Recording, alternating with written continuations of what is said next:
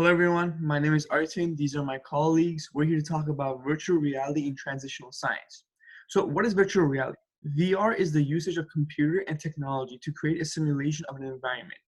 VR uses technology to place a user in an interactive environment without the danger that would be presented in real life. The VR use simulates senses such as vision, hearing, and touch.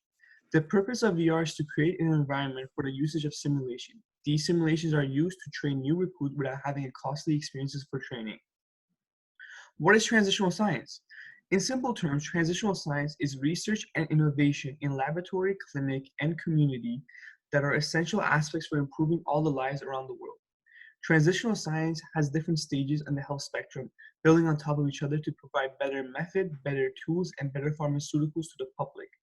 The spectrum includes everything in basic research, which is anything to do with biology, diseases, and behaviors, preclinical research, which is connected to basic research as it goes into diseases in human, clinical research as it's connected to preclinical research as it goes into finding how diseases react to cell, and the testing phase will begin. Clinical implementations where the practice or pharmaceutical starts being used in clinics.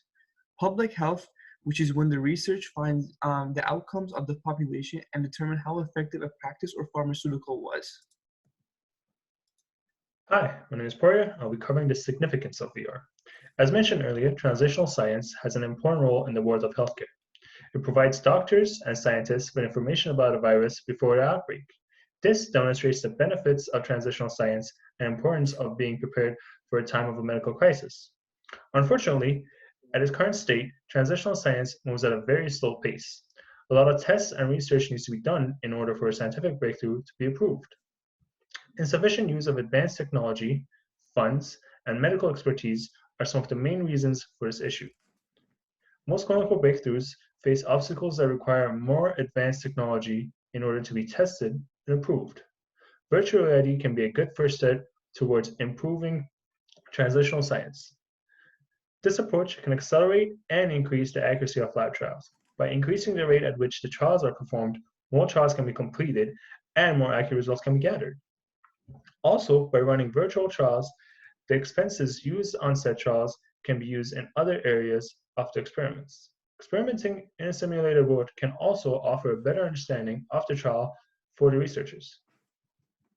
Hi, my name is Kana.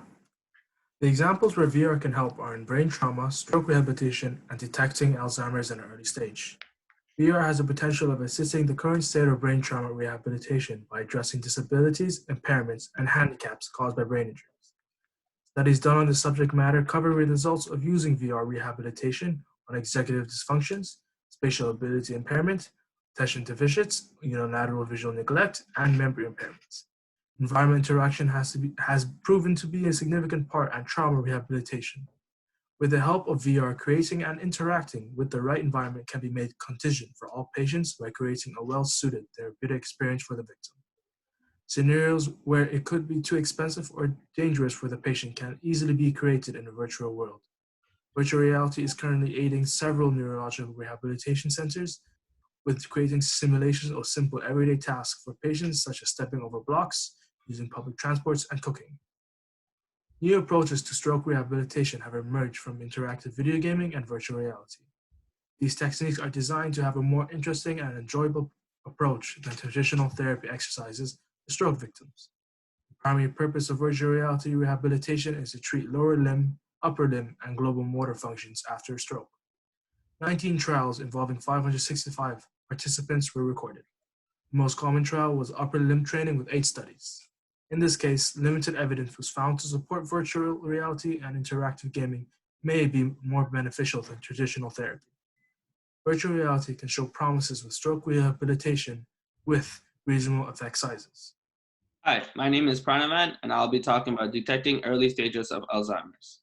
Getting lost is one of the first symptoms of Alzheimer's. A pen and paper test can be inaccurate and difficult.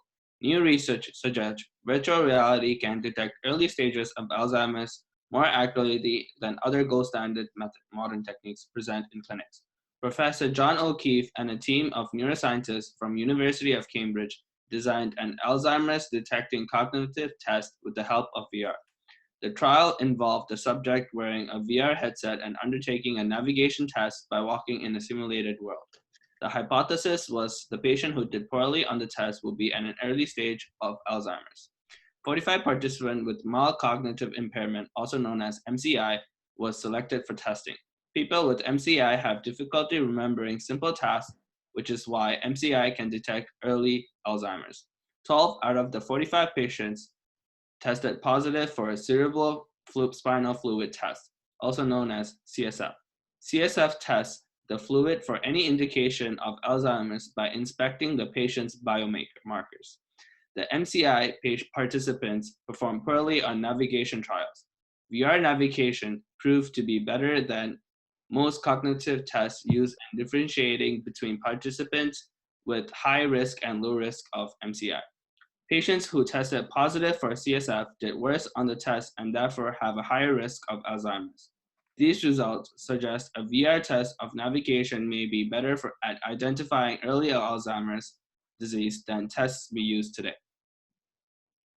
Hi, my name is Maz. I'll be talking about how would VR sessions benefit patients. So some of the benefits that are available right now are that they're less expensive, more engaging than conventional rehab methods, and they offer faster and more effective recovery. Conventional rehab methods can be discouraging and expensive for patients who may have to travel to meet with their doctors.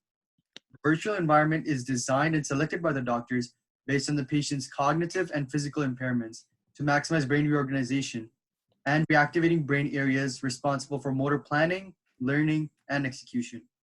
For stroke patients, biosensors are used to track the patient's kinematics, muscle activation, and movement dynamics, giving the therapist accurate feedback. Therapists then use that info to provide valuable insight into the recovery process and adjust their approach as needed to correct any possible mistakes. A VR-based approach has already proven to be more effective than gold standard approaches for Alzheimer's detection in the study led by Professor John O'Keefe. Creating virtual environments for patients has only created better and more engaging rehabilitation techniques for doctors to use. In conclusion, additional research and development in virtual reality with the goal of combining VR-based methodology with conventional techniques is the way to go to optimize recovery. Thank you for listening to our presentation.